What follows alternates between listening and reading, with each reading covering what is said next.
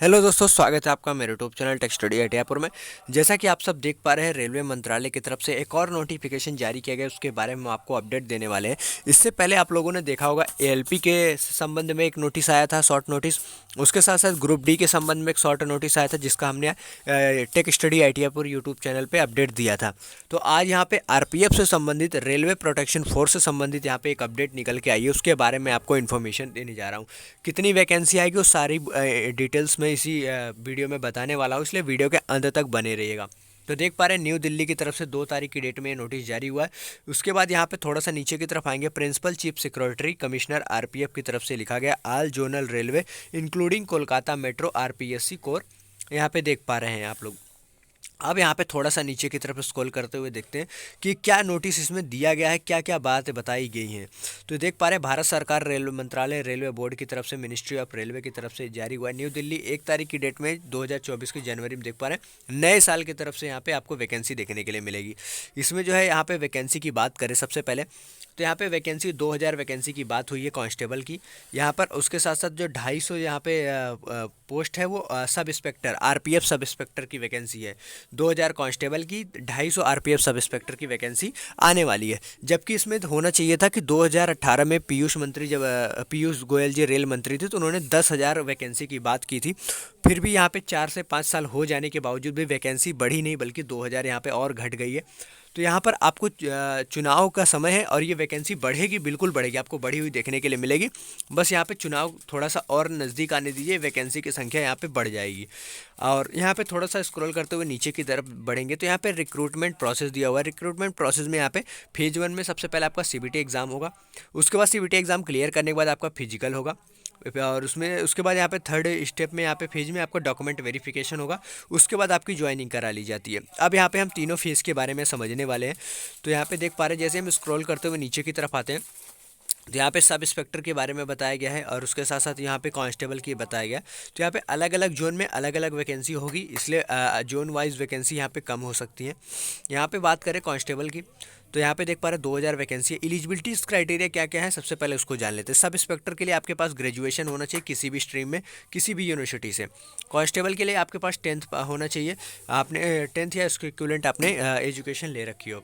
Sub inspector के लिए minimum 20 साल से 25 साल आपकी एज होनी चाहिए। जनरल और ईडब्ल्यूएस के लिए, कांस्टेबल की बात करें 18 से 25 साल आपकी एज होनी चाहिए। और कैटेगरी वाइज आपको 3 साल, 5 साल ओबीसी के लिए 3 साल, एससी एसटी को 5 साल छूट देखने के लिए मिलेगी। यहाँ पे कहा गया कि degree from the university, sub inspector executive, matriculation certificate and constable, ये सारी चीज़ें आपको बताई गई है। इसमें एज रिलैक्सेशन की बात करें, जैसा कि आप सब जानते हैं, एससी एसटी को 5 साल, ओबीसी को 3 साल मिलती है।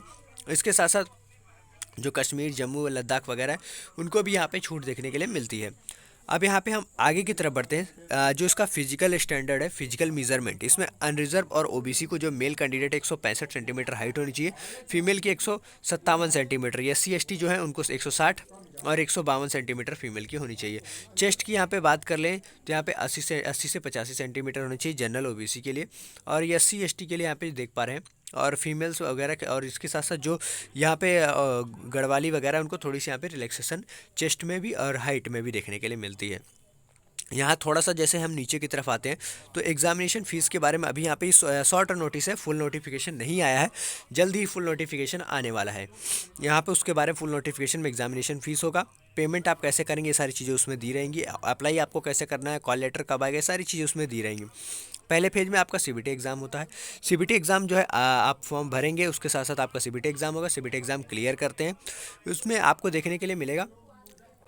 अगर मैं बात करूँ सीबीटी एग्ज़ाम में आपको 35% जनरल ओबीसी के लिए और एससी एसटी को यहाँ पे 30% लाना अनिवार्य होता है, क्योंकि आप अगर ये इतना लाते हैं क्वालिफाइंग मार्क्स, तब जाकर आपके सेकंड राउंड में जाते हैं, नहीं तो आप फर्स्ट राउंड में ही डिस्क्वालीफाई हो जाते हैं।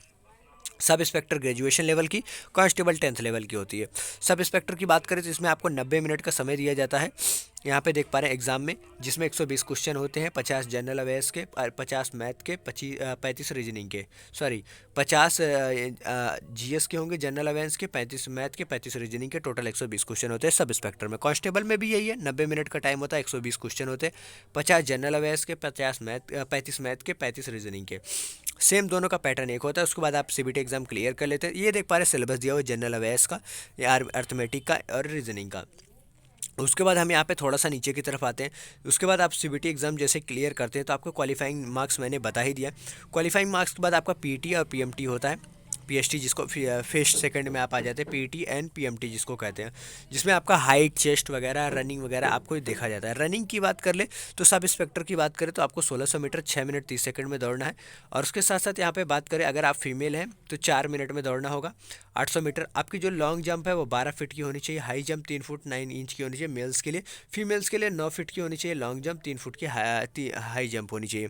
कांस्टेबल की बात करें 5 मिनट 45 सेकंड में 1600 मीटर दौड़ना है मेल को। फीमेल को 3 मिनट 40 सेकंड में दौड़ना है। मेल की बात करें लॉन्ग जंप 14 फीट की, फीमेल की 9 फीट की, हाई जंप मेल की 4 फीट की होनी चाहिए और फीमेल की 3 फीट की यहाँ पर होनी चाहिए। अब हम यहाँ पे थोड़ा सा आगे की तरफ बढ़ते हैं और आगे देखते हैं। उसके बाद जब आप पीटी और पीएमटी सिर्फ क्वालिफाइंग नेचर का होता है, इसमें आपको कोई भी मार्क्स नहीं लाना होता है। इस चीज़ को आप लोग ध्यान दीजिएगा कि इसमें आपको स्कोर मिलेगा, कुछ नहीं मिलता है, सिर्फ आपको क्वालिफाई करना। फिर आपका डॉक्यूमेंट वेरिफिकेशन होता है।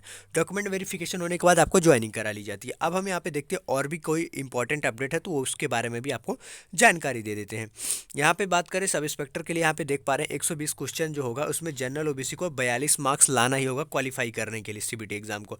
एससी एसटी को 36 मार्क्स लाना होगा क्वालिफाई करने के लिए, तभी आप पीटी या पीएचटी राउंड में जाएंगे, नहीं तो आप पहले राउंड से डिस्क्वालीफाई हो जाते हैं।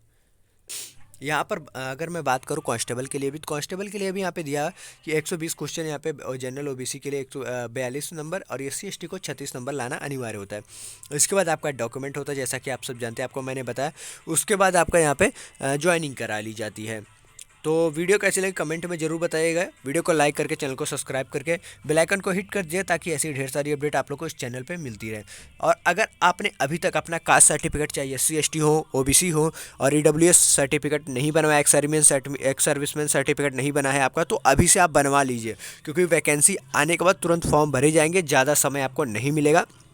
हो सकता है उस समय आप वो सर्टिफिकेट ना बनवा पाएँ, जो आपको बाद में दिक्कत कर सकता है या कट ऑफ में मेरिट में फ़ायदा दिला सकता है। इसलिए अभी से आप उनको दे दीजिए। यहाँ पे बीएसएफ की वैकेंसी आने वाली है, या एएलपी टेक्नीशियन की वैकेंसी आने वाली है, ग्रुप डी की वैकेंसी आ रही है, आरपीएफ की यहाँ पे इन्होंने वैकेंसी बता दी है। तो आप लोग सारे डॉक्यूमेंट्स रेडी रखिए जिससे आपको बाद में दिक्कत ना हो, सिर्फ आपको फॉर्म भरना हो, तैयारी करना हो। तो ऐसी ढेर सारी अपडेट के साथ हमारे चैनल पे आज ही जुड़ जाइएगा, जिससे हम आपको पूरी अपडेट देते रहते हैं। और हाँ, Telegram channel tech study ITI पे इसको नोटिफिकेशन को शेयर कर देंगे, आप जाकर के वहाँ से चेकआउट भी कर लीजिएगा। और हमारे टेलीग्राम चैनल को जरूर ज्वाइन कीजिएगा, क्योंकि वहाँ पर हम ऐसी नोटिफिकेशन PDF वगैरह शेयर करते रहते हैं।